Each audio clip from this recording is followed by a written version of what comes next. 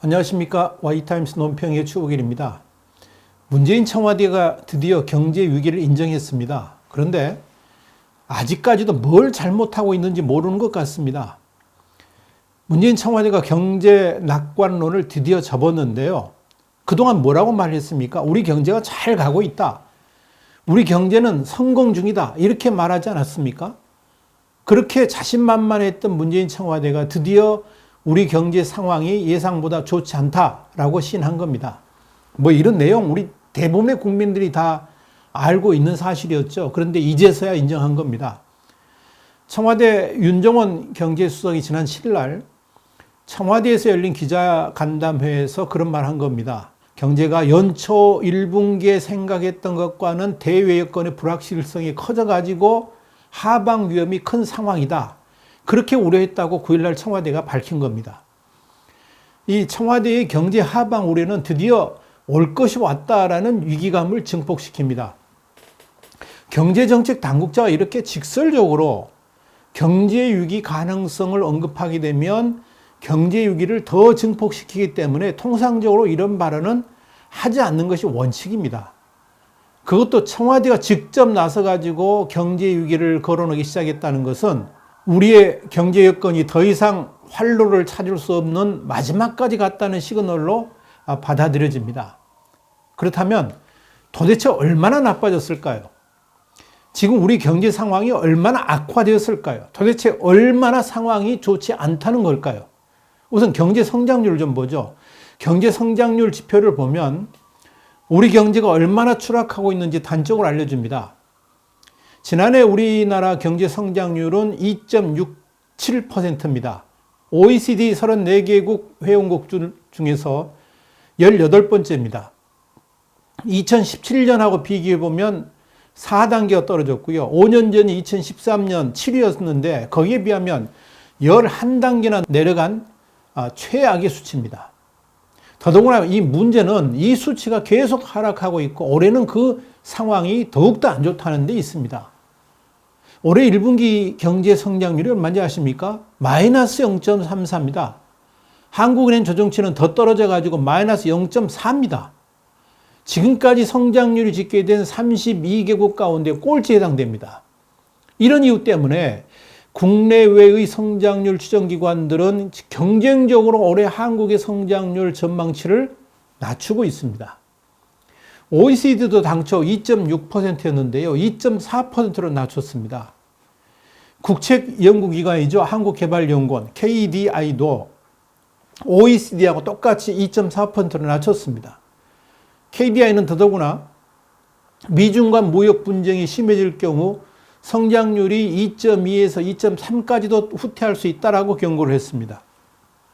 심지어 글로벌 투자은행 IB들이죠. 이 IB들은 성장률 전망치를 1%대까지 낮춰볼 정도로 심각합니다. 그럼에도 불구하고 청와대는 그동안에 거시경제는 튼튼하다고 낙관론을 외쳐왔지 않습니까? KDI의 올 상반기 경제 성장률 예측치가요 2.1%에 불과합니다. 하반기에는 2.6%로 올라갈 것이다 이렇게 기대는 하고 있지만 이건 어쩌면 자의하고 싶은 그런 마음에서 그런 수치를 꺼낸 게 아닌가 싶습니다. 지금의 경제 여건은 하반기 들어서도 상반기보다 좋아질 여건은 아예 보이지 않는다는 점에서 문제의 심각성이 있습니다. 특별히 1, 4분기 성장률이 보니까요 마이너스까지 떨어졌습니다. 하반기에 그럼 수출 전망이 좋느냐? 전혀 그렇지 않습니다. 어둡습니다. 그러면 얼마나 더 추락할까? 이거 예상조차 하기 어려울 정도입니다. 이 경제 성장률과 함께 또 중요한 지표가 실업률인데요. 실업률 보면 우리나라 문재인 정부가 들어서 가지고 경제가 얼마나 최악인가를 금방 알 수 있습니다. 2013년만 해도 3.1%였는데요. 문재인 정부 집권 2년 차인 2018년에 3.83까지 올라갔습니다. OECD 회원국 평균이 2.5%나 낮아졌는데 한국만 역주행을 하면서 올라간 겁니다. 올 1, 4분기는 더 올라가지고 3.97%입니다. 한국의 이런 실업률은 미국 같은 거대 경제국가의 3.87보다도 더 높은 수치입니다. 특히 미국과 대비한 실업률이 미국보다 더 높다는 것은 2001년 1분기 이후에 17년 만에 처음입니다. 그만큼 미국은 경제가 활성화되면서 반세기 만에 최저 실업률을 보이고 있는 반면에 우리 경제만 거꾸로 가고 있다는 증거입니다. 그것도요, 단기 일자리들 이렇게 현금 살포해가지고 만들어 놓은 수치가 그겁니다. 세 번째는 GDP 대비 경상수지 비율입니다. 이 비율은 한국이 국제간 거래에서 얼마나 장사를 잘했는가를 보여주는데요. 그 비율이 4.72%입니다. 2016년에 OECD 6위였는데 2018년에는 9위로 하락을 했습니다. 그런데 더 큰 문제는 올해 경상수지 예측치가 악화일로를 걷고 있다는 점입니다. 지난 4월에 경상수지가 무려 6억 6,480만 달러의 적자를 나타냈습니다. 2012년 4월 이후에 처음으로 마이너스를 기록했습니다. 그렇다면 하반기 예측치는 긍정적일까요? 문제는 전혀 그렇지 못하다는 데 있습니다. 수출은 이미 6개월 연속 감소세입니다. 여기에 미국과 중국 간의 무역 분쟁도 직격탄을 우리에게 날려주고 있습니다. 더욱 우리는 심각해질 겁니다. 그렇다면 경상수지 비율도 최악으로 갈 가능성이 아주 높다고 볼 수 있습니다. 그럼에도 불구하고 문재인 정부가 우리 경제가 최악은 아니다라고 주장했던 배경 중 하나가 GDP 대비 재정수지 비율인데요. 지난해 2.5%로 OECD 상위권 2등이었습니다. 그런데 이것마저도 OECD는 올 2019년에 1.1%, 내년은 0.6%로 급전직할 것으로 예측하고 있습니다. 그렇다고 하면 더 이상 우리 경제가 잘 나가고 있다는 말을 할 수 없게 됐습니다. 이것이 지금 우리 경제의 실상입니다. 문제는 상황이 이러함에도 불구하고 청와대는 방향을 못 잡고 있습니다. 어떻게 하면 경제를 살릴 수 있을까? 방향을 못 잡고 있습니다. 그런데 추경에만 목숨을 걸고 있습니다. 추경을 하면 경제가 살아날까요? 문재인 청와대가 겉으로는 표현하지 않습니다만 우리 경제를 얼마나 심각하게 보고 있는가를 단적으로 할 수 있는 게 하반기 경제 활력 회복을 위해서 국회에 계류 중인 추가 경정 예산 통과가 시급하다고 경제수석이 말한 대목입니다. 우선 기본적인 진단도 잘못됐지만 차마 경제 하방의 근본적인 원인이 소득주도 성장에 있다는 것을 말하지 못하니까 추가 경정 예산을 붙들고 늘어진 심정을 보면은 지금 문재인 청와대가 얼마나 다급한 상황인지 추정해 볼 수가 있을 겁니다. 정부가 지난 4월 25일 날 미세먼지로 인한 국민 고충을 해결하고 선제적 경기 대응을 하겠다 그러면서 내놓은 추경 예산이 6조 7천억 규모입니다.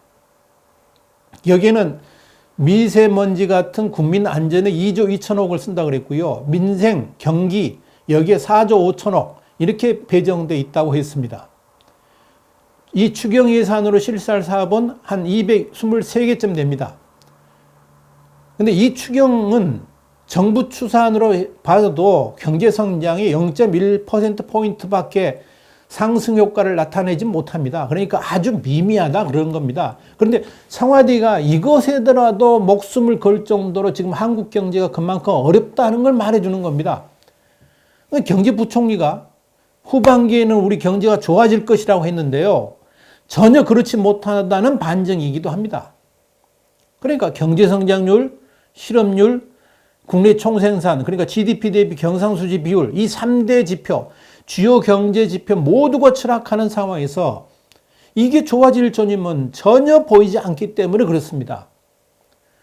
문제는 문재인 청와대가 이렇게 경제 상황 악화의 요인을 내부에서 찾지 않고 소득주도 성장에 찾지 않고 대적 환경에서나 찾고 이런 위기를 국민들이 피부에 느끼지 못하도록 일단 현금 살포한다는 같은 이런 포퓰리즘으로 덮어보려고 시도한다는 데 문제가 심각합니다.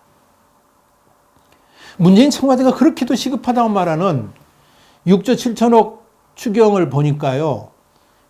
이게 한심합니다. 영화 할인해 주는 거 25억이 들어가 있고요. 제로페이 76억, 체육센터 건립 163억 이런 것들이 들어가 있습니다. 말이 됩니까 이게?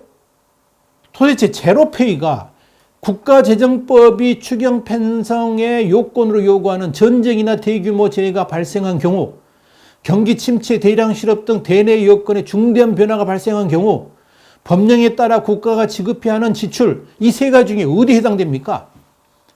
박원순 서울시장의 대선가도 진입을 도와주는 이 정책이 경기 증자하고 무슨 이유가, 무슨 연계사항이 있습니까? 도대체 말이 됩니까?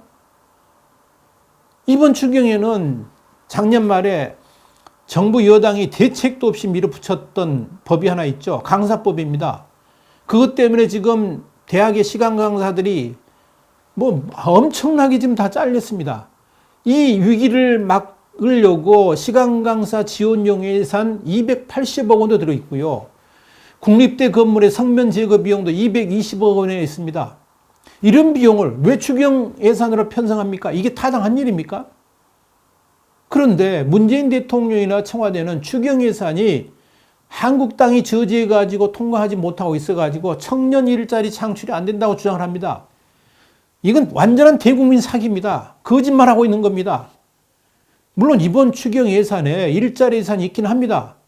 그런데 이 일자리 예산이 기업을 통한 일자리가 아니고요. 거의 대부분이 단기 일자리입니다. 보건복지부는 추경 예산에서 1,345억 원을 들여가지고요. 자활근로 참여자 한 10,000명, 공익활동형 노인 일자리 3만 개를 확대하기로 했습니다. 행정안전부도 그런 식입니다. 희망근로사업에 1,011억 원, 산림청도요. 산불 예방 진화대 이 알바들이죠. 여기도 209억 원, 고용노동부도요. 사회공헌 활동 지원비 81억 원 책정했습니다. 다 이런 단기 일자리입니다. 며칠하고 많은 것들입니다. 이런 일자리가 국민 경제 성장에 도움이 되지 않는다는 거, 이런 현금 뿌리기 복지가 오히려 국가를 망친다는 거 다 압니다. 그런데도 불구하고 문재인 정부는 또 그 짓을 하겠다고 추경을 편성한 겁니다. 기업들이 활성화될 수 있도록 도와야지. 그 기업을 통해서 일자리가 확충돼야지 우리 경제가 살아나는 거 아닙니까? 그걸 돕지는 않고 기업은 압박하면서 도대체 추경 같지 않은 추경 편성으로 세금을 가지고 현금 살팔 국린하면서 가장 손쉬운 세금 재정 정책만 고집하고 있는 겁니다. 도대체 뭐가 문제인지, 무엇을 해결해야지 지금의 경제 난국을 풀어갈 수 있는지는 감도 못 잡고 있고요. 고민도 전혀 하고 있지를 않습니다. 이것이 문재인 정부의 실상입니다. 그러니까 근본적 대책에는 눈을 감고 땜질식 포퓰리즘에만 열심인 겁니다. 그렇게 탄탄대로를 달리던 한국 경제가 도대체 왜 이렇게 경제 지표들도 줄줄이 부진하고 국내 경기마저 우려하게 됐습니까? 문재인 정권 들어서 왜 이렇게 한국 경제가 적자 경제로 반전되었습니까? 더불어 왜 한국 경제가 회복될 가능성도 아예 보이지 않는 겁니까? 이유는 간단합니다. 문재인 청와대가 교조적으로 집착하면서 절대 반지처럼 여기면서 추진해온 소득주도 성장 때문입니다. 이 소득주도 성장 정책 때문에 최저임금의 급속한 인상과 주 52시간 근무제를도 밀어붙인 겁니다.